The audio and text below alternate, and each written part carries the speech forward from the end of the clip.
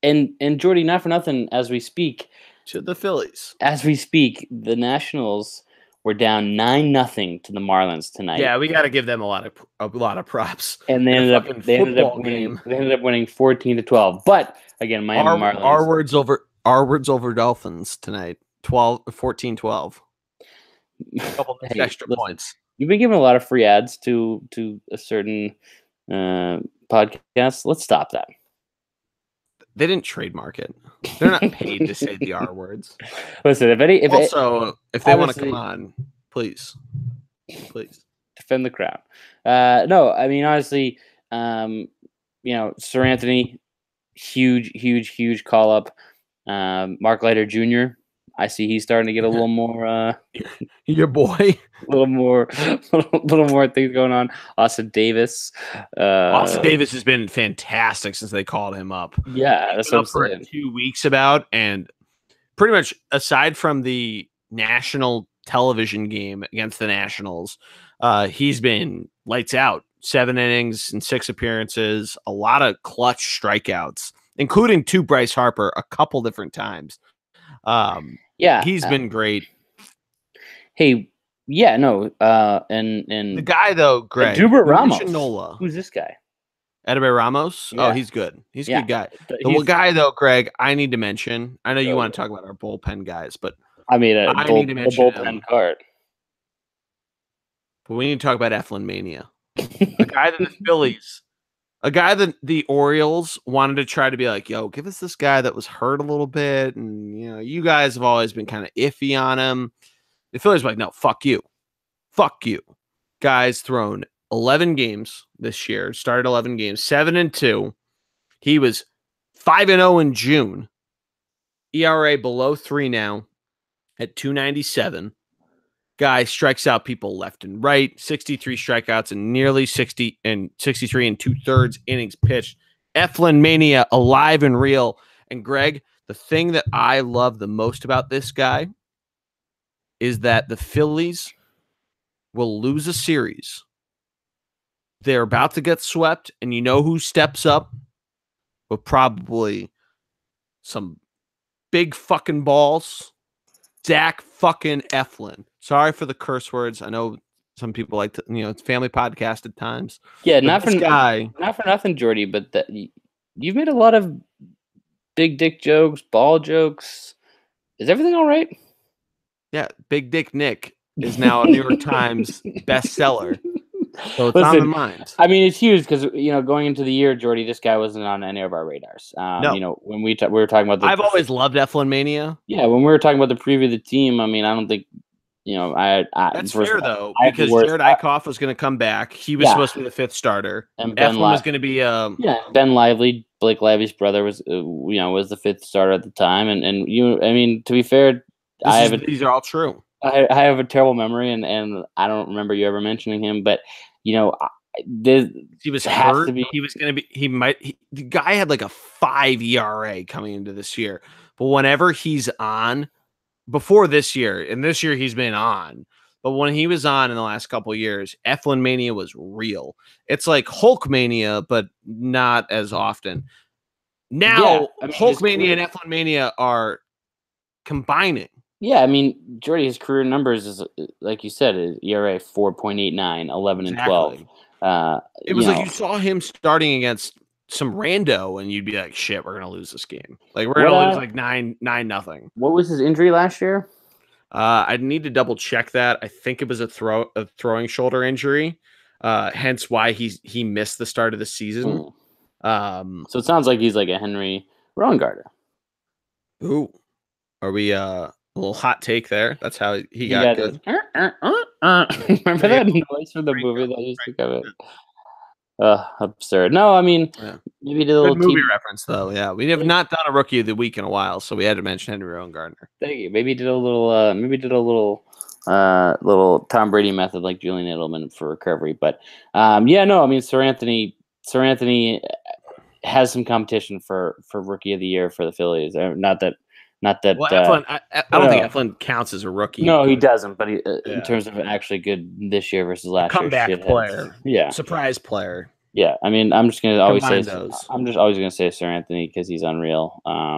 Well, he is. He's so dominant. And he's He got such had such an unreal name, and I don't know how you have a guy like Sir Anthony and you don't make him your closer. We talked about this last week, and it just baffles me.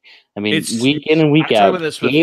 Gabe the Babe, who hasn't been mentioned yet once in this pod, Gabe the Babe refuses to put this guy as. I mean, he's got 8 saves, but come on. No, it's weird because they want to be this closer by committee, especially since they sent Hector Neris down to AAA, then back up to the big leagues. They and shout out to Hector Neris. He had a couple 1-2-3 innings after he came back up from AAA, so something clicked down there. But your guy, the guy that pisses you off more than anything, Pat Nishak, is back with the Phillies because of his sidearm throwing. So he's back. Zach Curtis is hanging around. I mean, their bullpens, along with Sir Anthony, who really is the go-to guy. If they can get him, they can have Ramos, who's another go-to guy who also didn't really let up an earned run until a couple weeks ago. Now he's let up more home runs than Sir Anthony.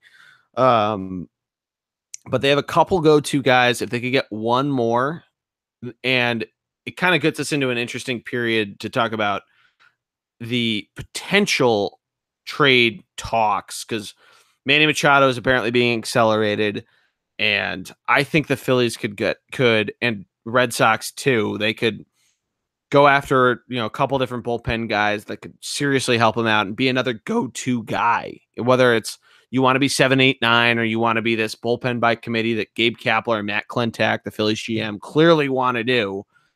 I think that might be more pressing. Not that going after a guy like Machado isn't he's in the worst thing in the world to do. The guy could clearly help out your franchise one way or the other.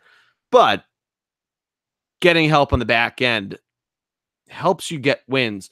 And it's funny because the Phillies are 10 games above 500, the first time since 2011 when they won a bajillion games seemingly, that they're up there, and the Red Sox are 30 games above 500.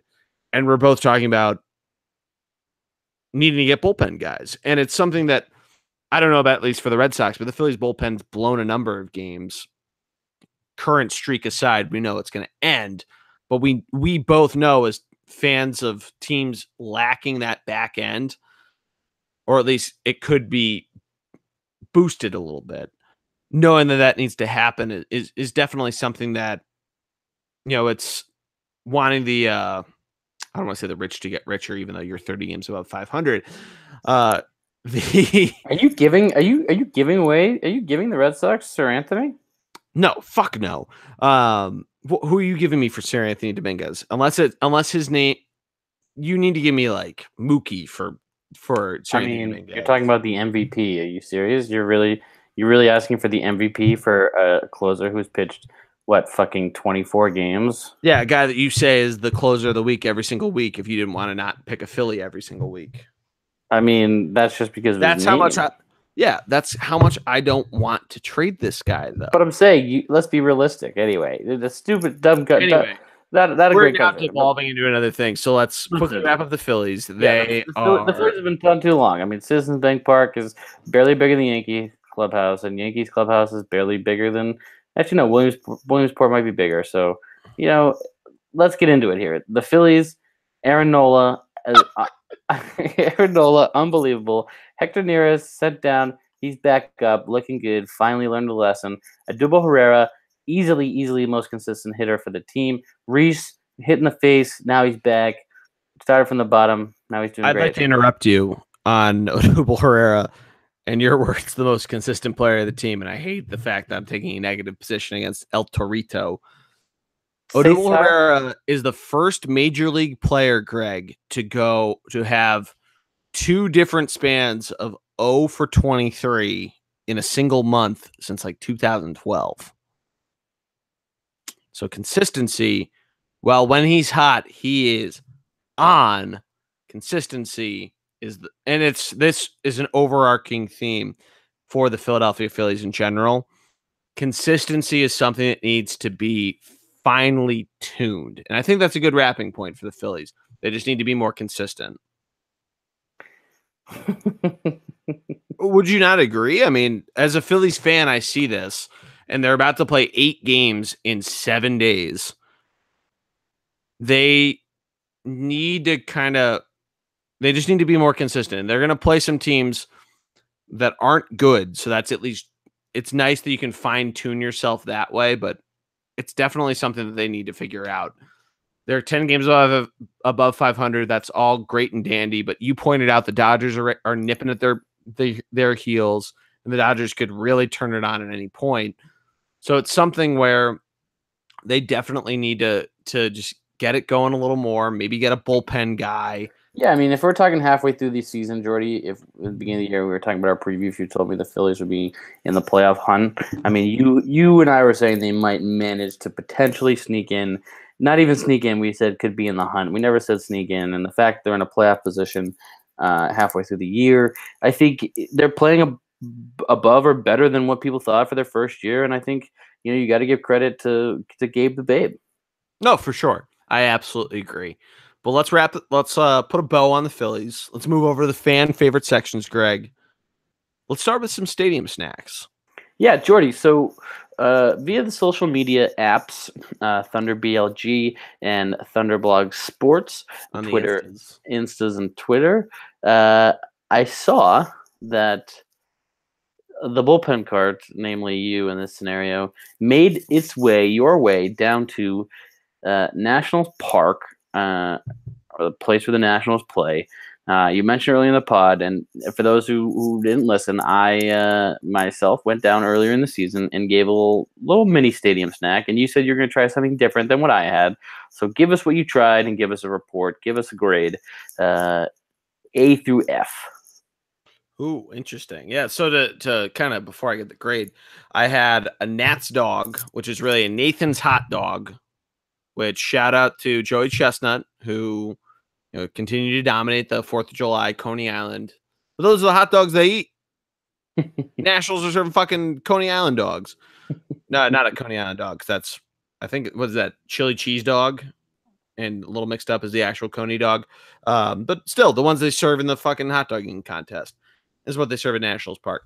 But I also got Greg, because I thought it was interesting. A lot of places serve Italian sausage. Nationals not only serve that, but they also serve bratwurst. So I got myself a brat. The brat was great. Would have loved it to have a little more of a beer taste. The beer broiled brat and then throw it on the grill. Pro tip, changes your life. I got one. It was very good. Those are the only 2 things I had. From walking in through the center field gate up into the right field area, saw a couple other things that piqued my interest a little bit. A little barbecue. They have a Shake Shack back there. But yeah, if I had to give a grade, did you see the little cornhole area? I saw it. It was the social media deck thing that's in center field.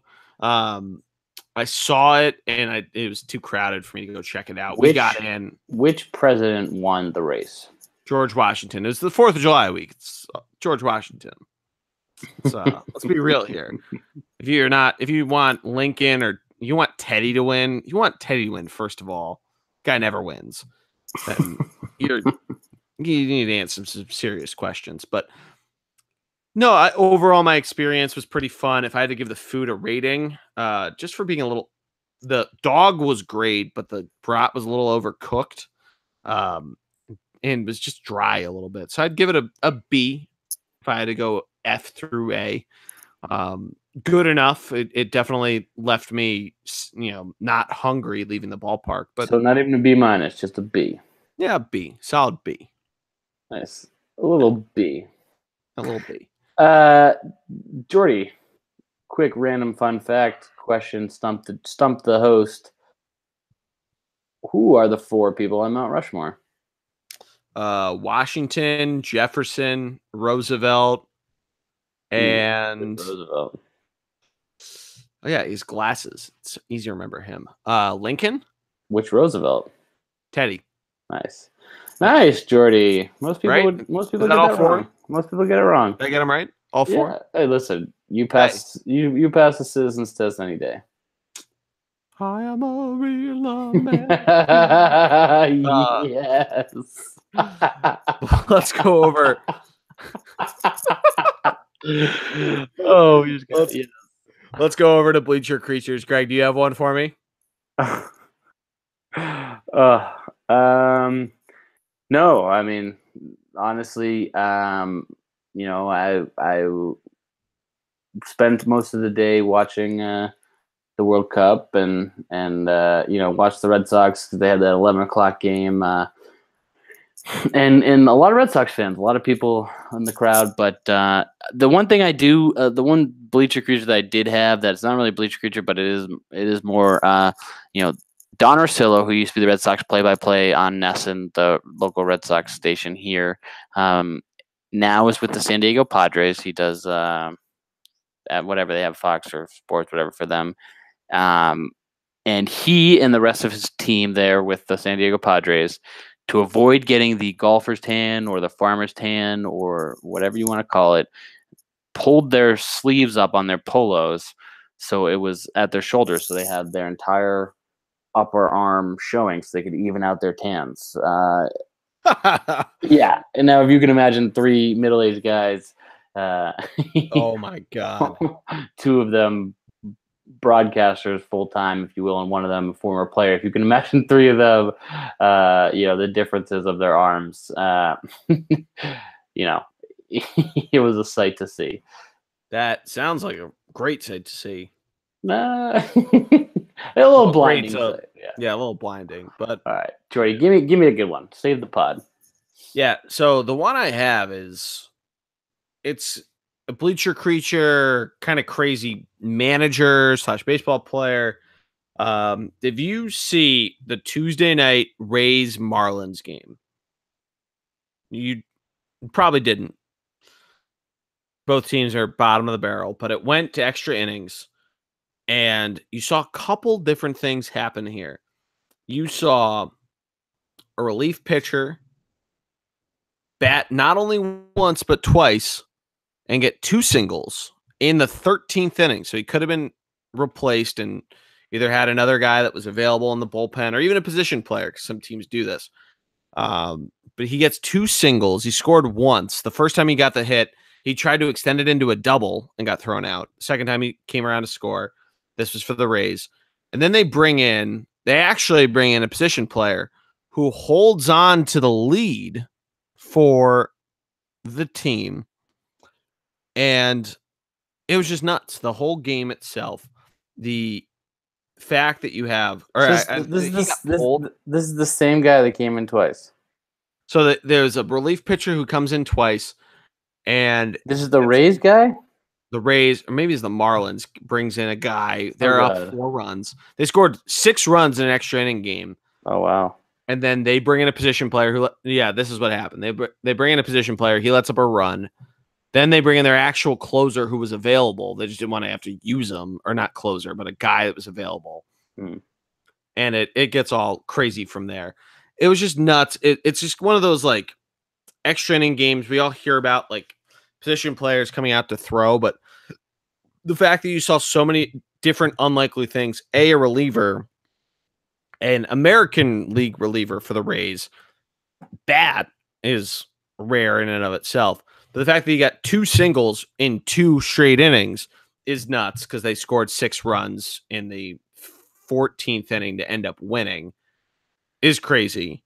Then it was the Rays. They bring in a reliever or a position player to relieve him. I don't know, to, I guess, try to get, relieve the relievers. And then he lets up a couple runs, and then they have to bring in another actual reliever. It's all crazy stuff. Yeah, dude, I'm still lost. There's a good Sports Illustrated article about it, and that's how I found this. But the other ones that were kind of good, just a lot of the different American fans out there, and I mean American is in USA on the 4th of July. We saw a number of different, people in patriotic outfits and all this good stuff. And you get all the good stories there and all the good, 4th of July stuff. Obviously, we mentioned the Nationals. I mentioned it last week, but that 11 a.m. game is just fun to watch, especially if you're there. If you ever get a chance to do it, it's a lot of fun, no matter who the team they're playing is. You get to see the president's race. You get a baseball game where it's 2:00 and it's over, and then you have the whole day ahead of you before the fireworks over the national lawn, or national mall rather. So that's definitely something I want to re-recommend to go do, and I'm sure I'll say it again next year. But it's definitely one of my more favorite activities, baseball related, and just 4th of July and holiday related. But yeah, it's a ton of fun there. Yeah, no, I mean, I mean, the Red Sox have the Marathon Monday game, which starts 11. And that's a fun one too to pay attention to. Yeah, I mean, that one's early on in the year, and you get all that crazy stuff happens. But Jordy, I think it's day, especially that early in the day, is always fun. And the Red Sox, I was able to watch at work. Don't tell my boss. Hopefully they don't listen. But on the 4th, you had to work the 4th of July. For the beginning, like in the morning. All right, little half day action. Yeah. Always be closing. ABC, Jordy. ABC. I love it. I love that you know that. Yeah, Jordy. So what's next?